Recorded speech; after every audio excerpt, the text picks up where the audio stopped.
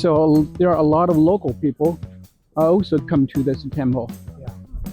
There are a lot of Buddhist disciples too. And this is the panoramic picture of the Lama Temple, and which is about 480 meters long from north to south, 120 meters wide from west to east.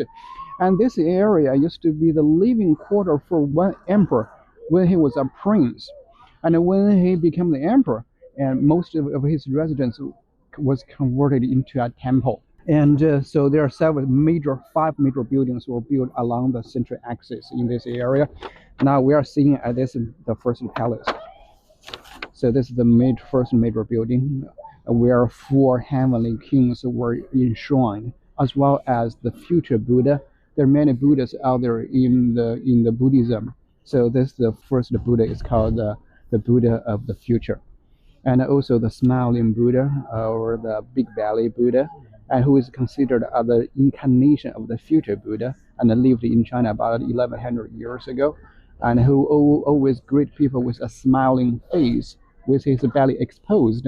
So people call him the smiling Buddha or big belly Buddha.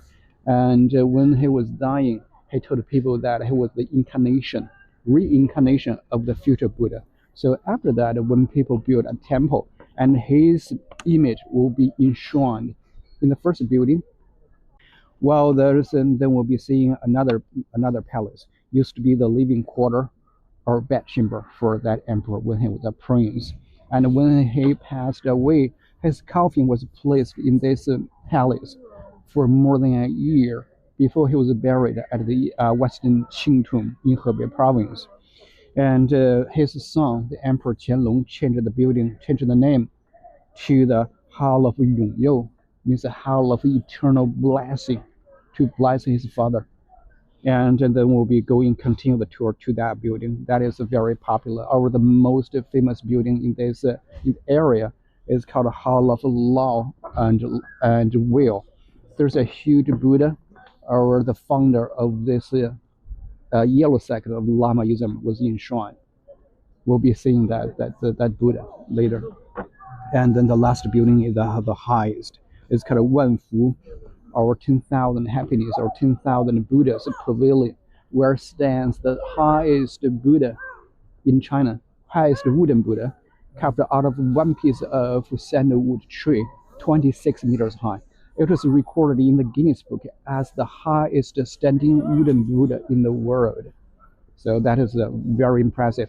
Also, it called 10,000 Buddhas because there are more than 10,000 small Buddha figures are enshrined in that palace.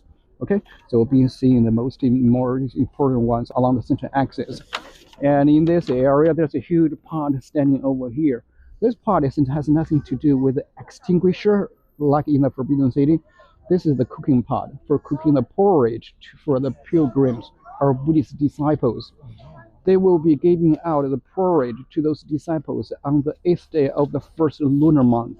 So that is a great event. A lot of disciples will be coming into this temple, try to get a portion of that porridge for bringing them good luck.